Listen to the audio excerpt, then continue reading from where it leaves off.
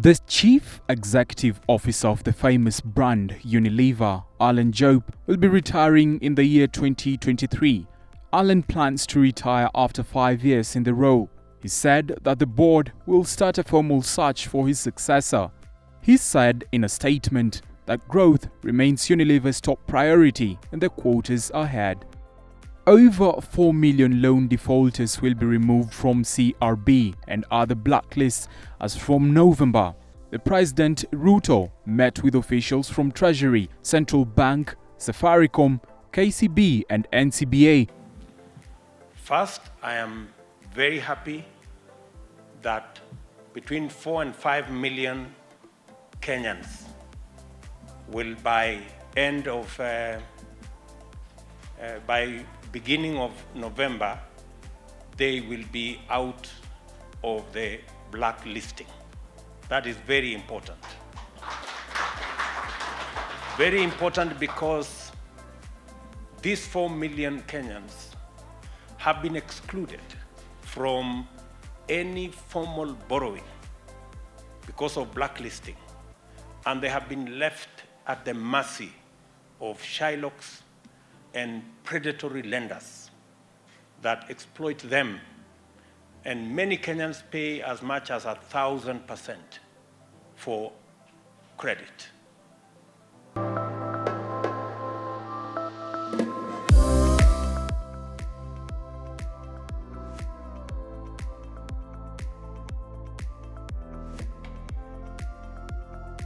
I'll say we're still in a tough period, yeah? We're not out of the woods just yet. It's still tough for very many businesses.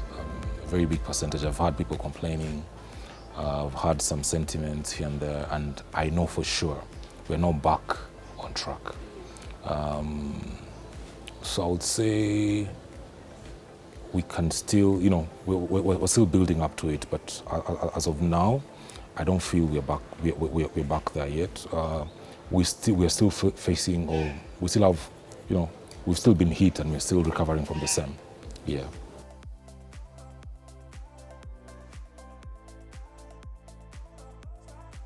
Yeah. So the pandemic was both a good and a bad thing, depending on the angle or the lens you're wearing. Good in the sense that people learned from it. Sometimes you need to be hammered for you to understand, okay, I need this room for improvement. It helps us understand that, you can work from home, right? And we can do very well working from home. Trust you me, when some of the businesses right now have not yet gone back to office space and all that. So good thing we've reduced that kind of expenses. People can now work remotely. You can be hired to work in Kenya when your client or your boss is in another country, and you're able to work comfortably. So from that angle, there was some positive aspects to it. It was a bad thing because a lot of people lost their jobs. I realized that a very big percentage, especially in the hotel industry, hospitality industry, a lot of people lost their jobs because no one was coming to the hotels, no one was in the restaurants, right? No one was in the cafes. You're allowed to work till a particular time. So a lot of loss of revenue, a lot of loss in terms of manpower. People were forced to be laid off, right? So in a way, it wasn't a very good thing for our businesses. Tell people to be very creative, and that's one of the good, whatever. It allowed us to recreate the products we're selling. It allowed us to look back, analyze what are we selling, how can we reach this particular client in a better way. It allowed us to come up with new products, right? So for example, someone who was making makeup products, like a manufacturing company, because of the face mask, now makeups were basically not taken up as they used to be because no one is going to the office, or someone is using less product for the face or something. So they were able to now maybe tilt to now making face masks, right? So that kind of creativity was forced because of the pandemic. Yeah.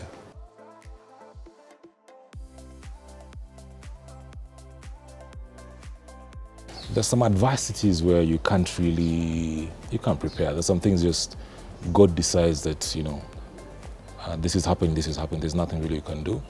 But on a normal day for mature companies, they would have reserves.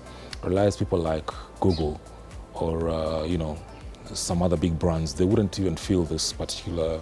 They'll send their people home, retain all of them, and business will run as normal. So also depending on the industry that you're in, there's some industries which are in the cloud. You're not really touched by day-to-day adversities. The only challenge will be now that your clients will not pay you in time because they're the supermarkets, they're the manufacturers who are now being hit by those kind of elements, right?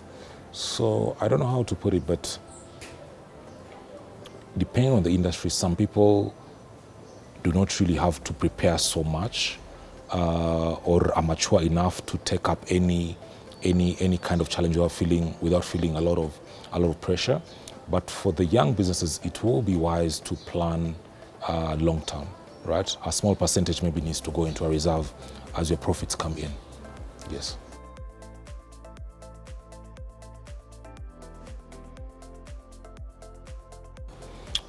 Some few things I've noted from the last few days that I've been in office. And the biggest, and I feel the most important one, which will make the biggest impact, is the CRB delisting, right? You realize that the people being affected by such listing are very young people, very young businesses, very young wananchi, mamambogas, babambogas. Those are the guys who are currently being hit by the CRB listing. You cannot go take a loan at the bank because that is what they're going to check.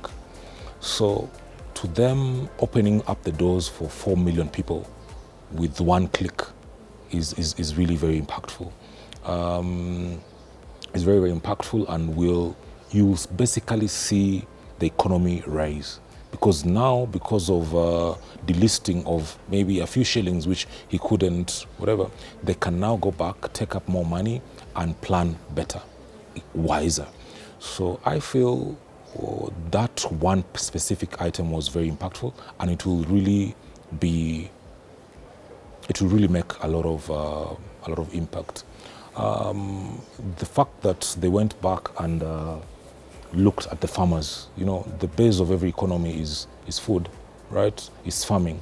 So the fact that they're now looking at giving people, a subsidized fertilizer, it's not instant coffee. It won't fix it now, but we can be sure in the next 6 months, next 1 year, things are going to improve. So even the thinking they're having right now that, we don't have to have a quick solution now. Yeah, we can prepare for a long-term, sustainable solution. That also it gives you an insight into the kind of thinking and capacity that they have. So to me, that's also very, very impactful. The fact that they went in and removed the subsidies, some of the subsidies which were being used for maize flour and whatever, people might feel the pain right now, right? But it's a very, very, very bright thing. Sometimes, as I said, it's not about instant coffee. Don't look for the quick solution. Sometimes the long-term painful solution is the way to go. So based on those 3 items, I feel they're in the right direction. And I'm sure they have great advisors who are also guiding them in building the economy. Yeah.